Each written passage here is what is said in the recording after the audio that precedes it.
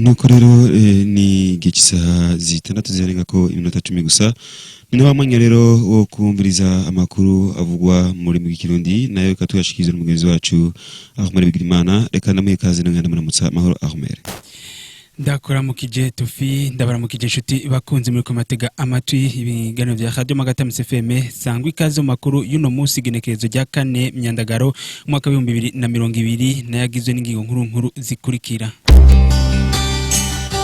Umunsi wahariwe gufashanya ngo waritabiriwe cyane muri komine ya Bugarama. Mu ntumbero yo kubandanya imirimo neza ngo igisataco mu burovyi ngo bagiye kubakirwa ingoro izo bafasha kubika ibikoresho byabo aho ni nyuma yiyo bahorana yatewe n'umwuzurira. Mu buhinga bw'ivyuma ni Richard Ndayizigiye mukanya nidonido. Gwino muri sanze muri radio Magara tamze fe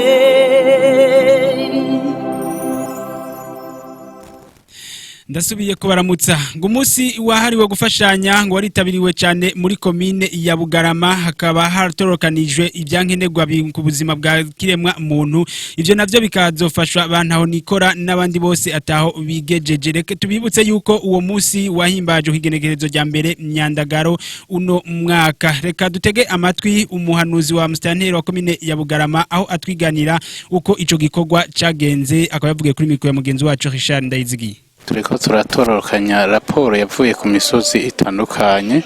aho kwa gatandatu heze twibuka umunsi wahariwe gufashanya mu kinofunofu bavuga Journée de la Solidarité. Rero uwo munsi washizweho ni leta y'u Burundi kugira ngo naho benegihugu babone gufashanya hagati yabo nk'uko bamye bafashanya hanyuma abantu aho nikorana bo ku mitumba itandukanye naho bamenye yuko bafise ikibanza kandi bitaweho n'abenegihugu basanzwe babana bavyakiriye neza kubera n'ivyo twotororokanya bisanzwe biva mu benegihugu kandi si ku gahato babigira umutima w'urukundo basanzwe bafise kubera n'intonde nibo baheza bakazigira bakabaravye ukuntu basumbasumbanya ubukene bwabo kubitanga nta gahato karimo nico gituma uwo ari we wese atanga ishafise yabisabuni yabimpuzu yabisahani yabiki ikintu cyaje cyose gishobora gufasha uwo muntu kumbure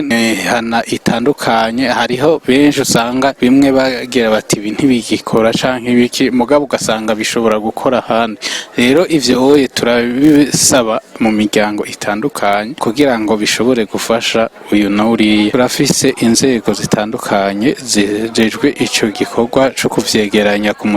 mutumba itandukanye igize komine yacu ya Bugarama basanzwe bazwi n'abakuru b'imitumba no izo nzego nyene zijejwe kuvyakira baraheza bakaja hamwe bakavuga bati abababaye naba hanyuma n'abantu nikora babo basanzwe babazi hanyuma bagaheza bakabitororokanya ibipfa baca babitanga ubwo nyene ariko ibidashobora gupfa navyo baca bavyegeranya tukabishira au niveau communal hanyuma tukagira intonde mu nyuma tugaca tubitanga. Reka dutandukire igisata cyo mu burovyi nko mu ntumbero yo kubandanya imirimo neza mu kumweha uwa Magara ngo bagiye kubakirwa ingoro izo bafasha kubika ibikoresho byabo neza aho ni nyuma yuko iyindi yatewe n'umuzurira w'amazi ivyo navyo bikaba bivugwa na chef de zone uwa Magara hagira ko kandi avuga yuko hariko harakogwa ivyigwa by'ukuntu kubakwa isoko nshasha ndetse n'ikibanza izo kubakwamwo reka nawe tumutega amatwi akaba amakuru ya Richard Ndayizigiye. Kubona hateye umwuzure wa Tanganyika abantu novuga ko barabuze kenshi ahantu bashobora gukorera akarorero nk'amakioske yarari muri bya micungararo ya Karomo aho bashobora kubura naho bimurira ibintu bamwe barashoboye kuba baronswa ahantu bo baratereka ubukioske bwabo mu isoko nyine Magara kuko ntako twari buri bugire kubera nabe n'igihugu kandi isoko ni yabe n'igihugu ntabe n'igihugu bo barimuwe ngo no kubera aho bahaje ijya nyubakwa mubona itaratangura ariko ni mu ntumbero yo kugira ngo nabo babe bararonka aho bakorera kuko murabona ko ahari ingoro yabo hatewe n'umuzurira inzu yabo ikabomoka naco gituma no vuga mpumuriza bene gihugu kuko iyo ngoro igomba yubakwe no kuvuga ko nahantu baba baragira nte baritiza kugira ngo baronke aho bashobora kuba barabika ibintu no kuvuga singoro y'umutumba canke sinzu y'umuntu ariko ico nzi coco ni ingoro no vuga novuga ya komite ya plage kugira ngo kuko murabona kandi komite ya plage no kuvuga n'ahantu abantu benshi bahurira canke bagenda kwitura ibibazo byabo bivanye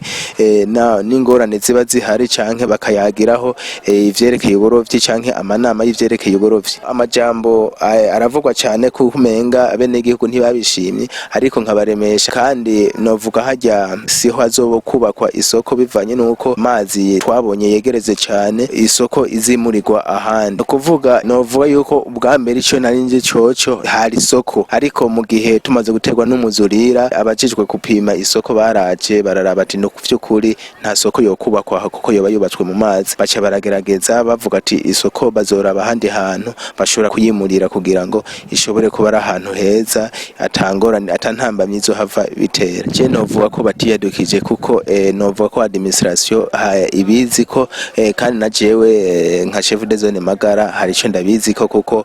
baraje barasaba kandi haraba n'amanama haba na komite y'isoko canke komite ya plage harabaye amanama yo gusaba kugira ngo barabeho barashira iyo ngoro. Nino kuri no nkuru turangirije ko amakuru yacu no munsi reka ndabashimire mwebwe mwese mwaraduteze abiri reka nkengurukira uruganda rwa Radio Magata MCFM rwadutokanije ano makuru sino kwibagira gushimira Richard Ndayizigiye ariko atuma amajo bashikira neza Armel BIGIRIMANA niko ndabashikiriza na gahwane Gwino muri sanze muri radio Magara tamze fe